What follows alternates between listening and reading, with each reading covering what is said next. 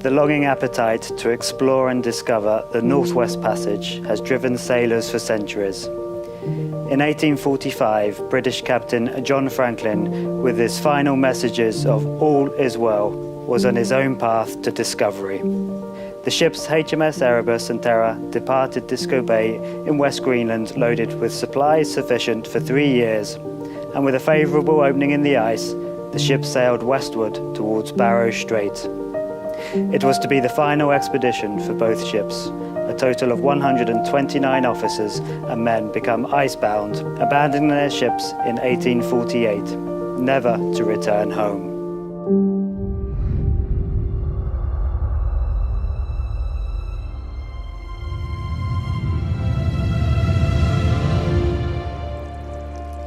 We depart Greenland and sail westwards on Seabourn's very first voyage through the Northwest Passage. I repeat those remarkable words: all is well. As captain, it is my honour and privilege with my team to bring you to those very same waters, learning and discovering the history and stories whilst embracing the wilderness and wildlife the Northwest Passage offers. Thank you for choosing Seabourn Venture, your home away from home.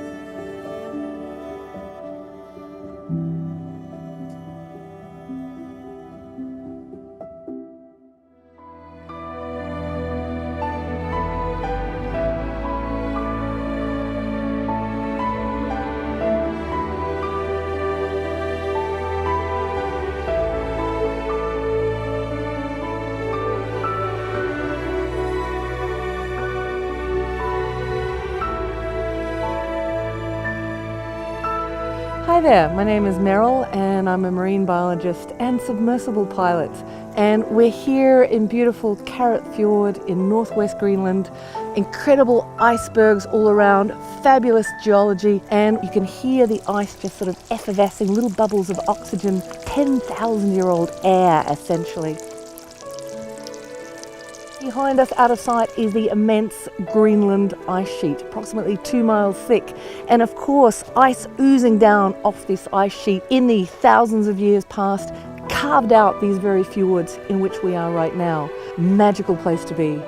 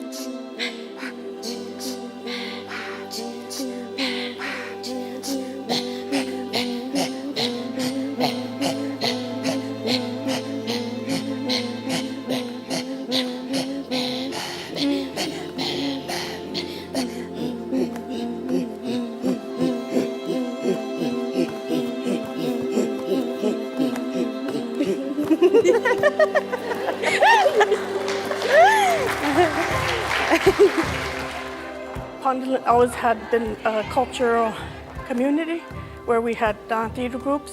So we have been continuing the theater group in Pond Inlet, and a lot of youth are starting to join us. And I find when more youth join, they know their identity, because we live in two worlds, the southern world and the Inuit world.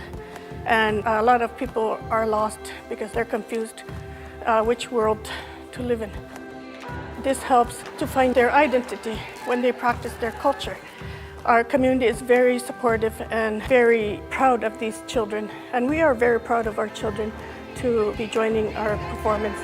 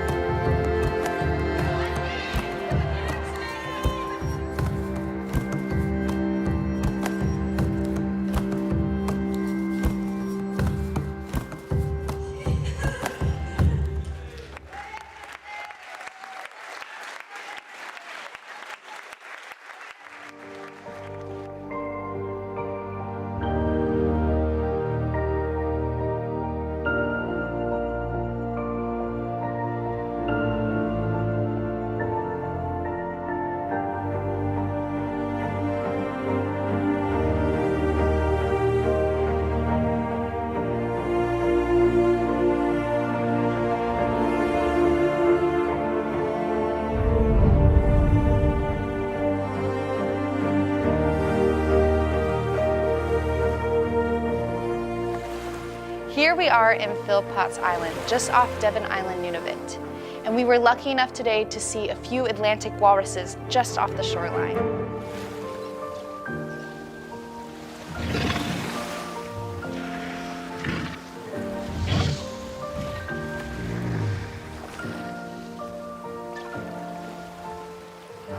The male walruses can weigh up to a ton, and they have a lot of fat. In fact, 24% of their body can be adipose tissue. They are opportunistic feeders, eating everything from crustaceans to mollusks, and they can end up consuming 3,000 to 6,000 mussels in a day.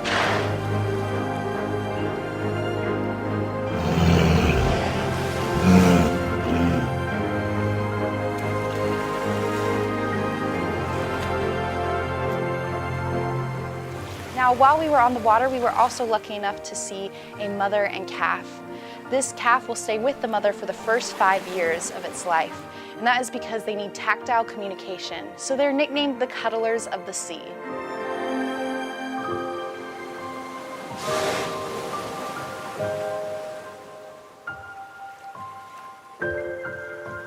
It's a wonderful day out on the water, and we were glad that we were able to see such amazing creatures.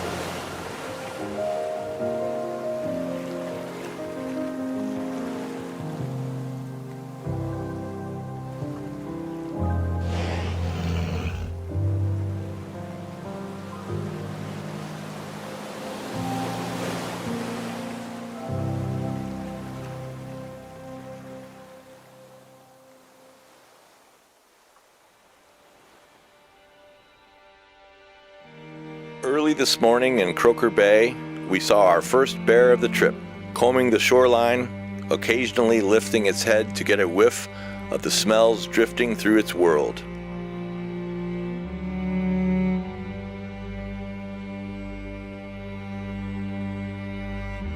Besides females staying near their denning sites, polar bears don't have a set territory.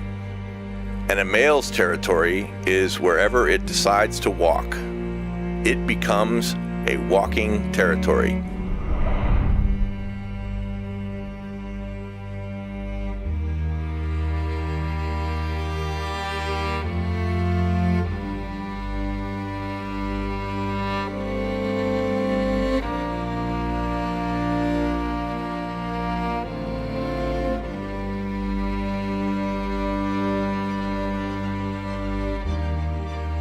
Eventually, this bear decided it was time to leave the bay and walked about 5 miles over the course of an hour before disappearing over the ridgeline. When a polar bear decides to do something, there is almost nothing that will stop it.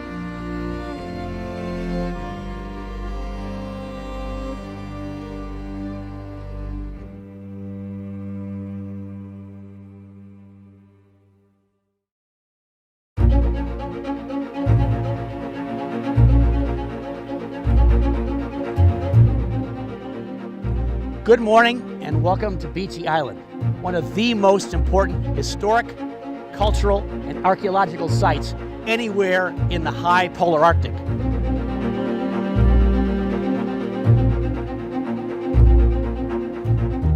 The site that was the very first winter camp in 1845-46, and yes, the very first graves of the Franklin expedition, which was dispatched from the United Kingdom to explore and discover a new commercial economic route from Europe to Asia through the Northwest Passage, which we are having the privilege of traversing ourselves.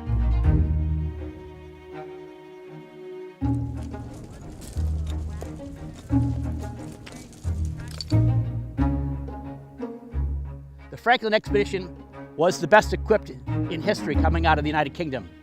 And yet just a few kilometers from here, their ships disappeared, none known to anyone for more than 160 years.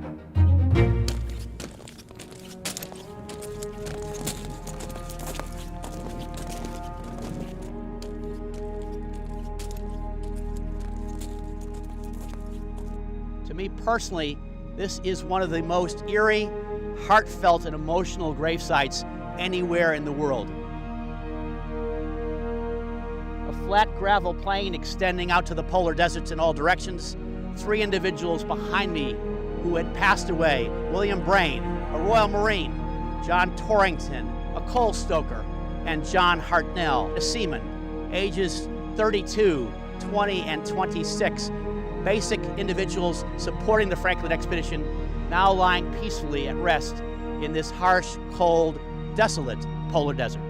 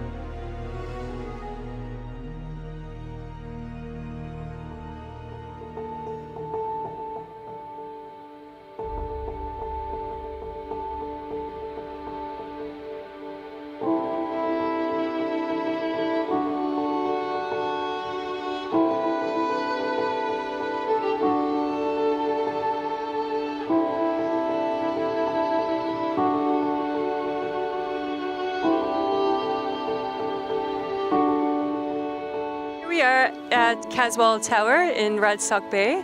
What you can see across the land here on shore, we have one of the most significant Thule Inuit sites in the entire Arctic. The Thule Inuit, they originated in Alaska and they began to move across the Arctic very quickly around the year AD 1300. So how were they able to move across very quickly? They had, compared to previous cultures, very advanced technology for their time. They had the umiaks, which were skin boats. In these skin boats, they were able to carry all of the items that they needed: tools, women, children, skins. So rather than start afresh at each site, they were able to take a lot of their technology with them.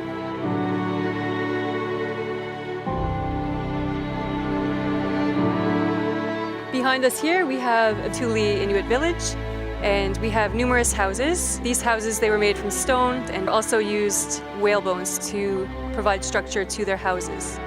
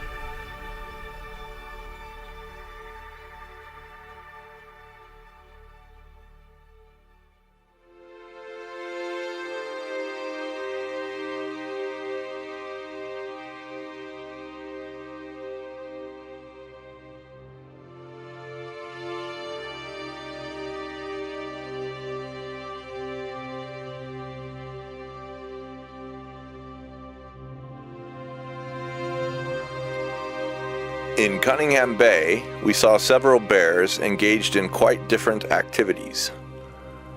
Polar bears need sea ice to hunt and survive, but in the summer months, when the sea ice begins to melt, the bears come to shore to look for other sources of food.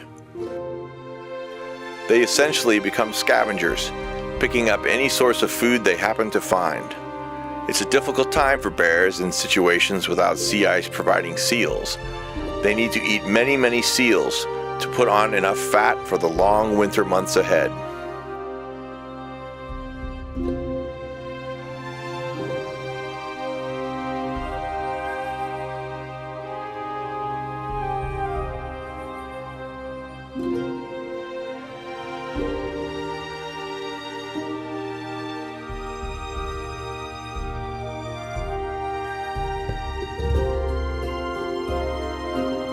In this case, we saw them feeding on several different beluga carcasses. Belugas come into Cunningham Bay to slough off their skin and molt. So there is a food source available to them if they are able to catch one.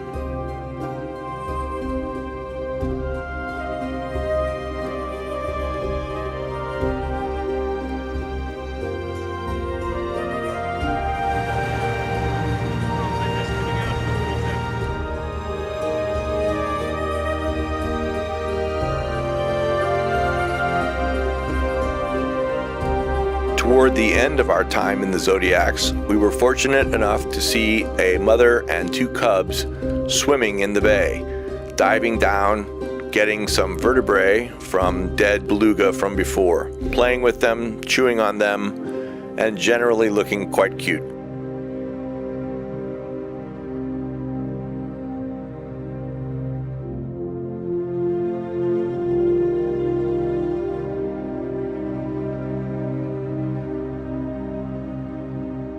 Over the course of our voyage, it's been difficult to keep track of exactly how many bears we've sighted, but 20 bears has been our best estimate. It's a privilege to watch these incredible animals in such a stark landscape.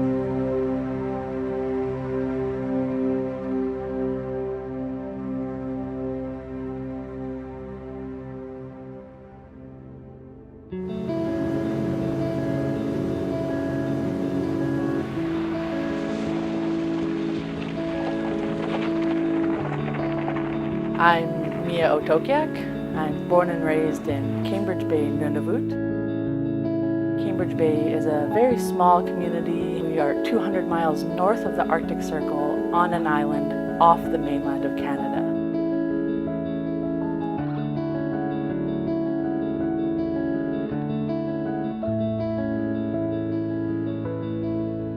Cambridge Bay is inhabited by Inuit, so I'm an Inuk and we're an Inuit community. Inuit were very nomadic. We moved around, we moved with the seasons, we moved with the migration of the animals, so we lived and moved all across, and that's how we survived as a people. And so about 75 years ago or so, the actual community of Cambridge Bay was made and we were settled into a community. We're about 2,000 people and we're just growing. Part of the tour that was in Cambridge Bay was the CHARS, the Canadian High Arctic Research Station. And Ikarvik means bridge in Inuktitut, and it was made as a program to help Inuit youth be more involved in scientific research in a meaningful way, and how to bring in the knowledge of us and our culture and our traditions, all the knowledge that we have about our land, and also with science and new technology, and bridge those together.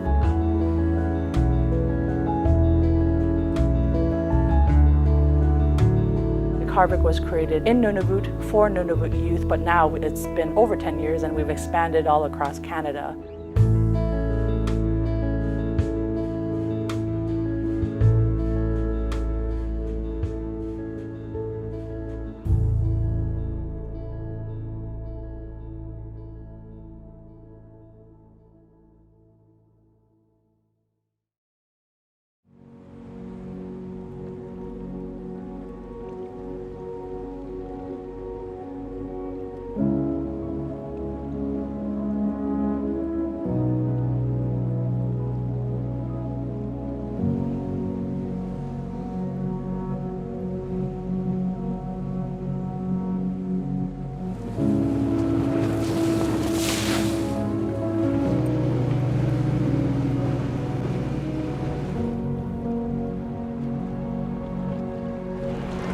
Ahead of us.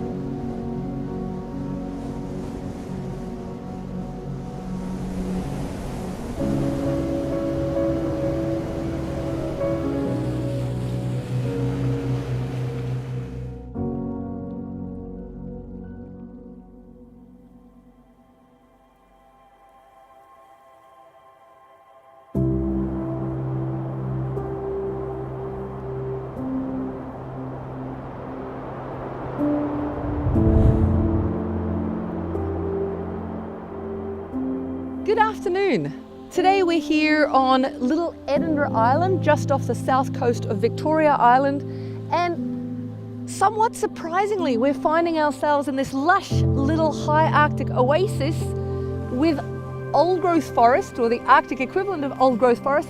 These are small species of Arctic willow trees, and they look small, they are small, but each of them, if we were to cut the stems, cut the equivalent of their trunks and look at the tree rings, we would find that each of these little plants, probably hundreds of years old, very, very slow growing in this harsh environment. Most of the high Arctic, we're in the polar tundra sort of area, it's very, very harsh for plants, and we have in our other landings on the Northwest Passage not really found that much plant growth. So this is just beautiful.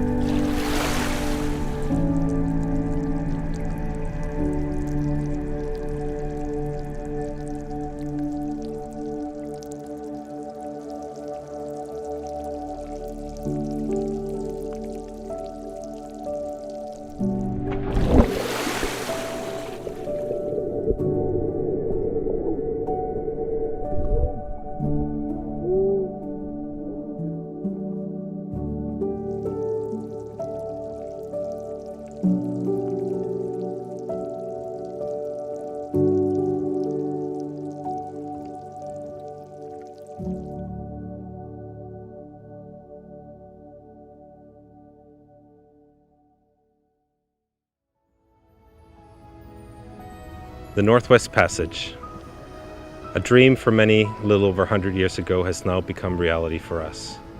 We've seen wonderful wildlife, incredible Arctic vistas, and experienced the local Inuit culture. On behalf of myself, the captain, the crew, and of course the expedition team, I want to thank you for sailing with us on board the Seabourn Venture and joining us on this historical Northwest Passage, first for Seabourn. We look forward to welcoming you on board once more.